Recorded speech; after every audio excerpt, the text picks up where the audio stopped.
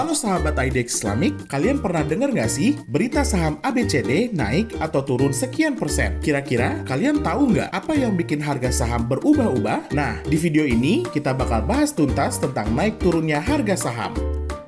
Seperti pasar pada umumnya, pasar saham syariah juga mengalami naik turun harga. Hal ini wajar karena harga saham juga ditentukan oleh kekuatan penawaran dan permintaan. Nah, berikut adalah beberapa faktor yang bisa mendorong penawaran dan permintaan saham syariah.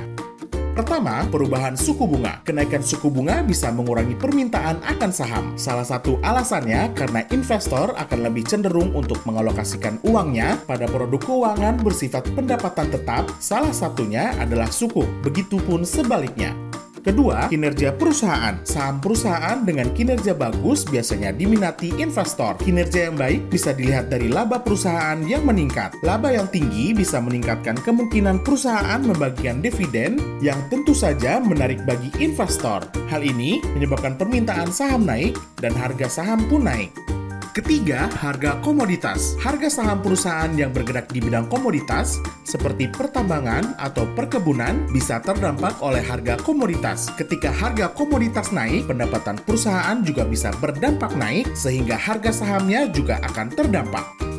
Nah, sahabat IDX Islamic, sekarang udah paham kan apa yang bikin harga saham syariah naik turun?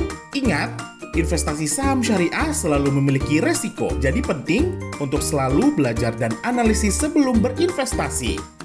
Jangan lupa subscribe dan nyalakan lonceng notifikasi. Jika sahabat IDX Islamic memiliki pertanyaan, silahkan tuliskan pertanyaan di kolom komentar.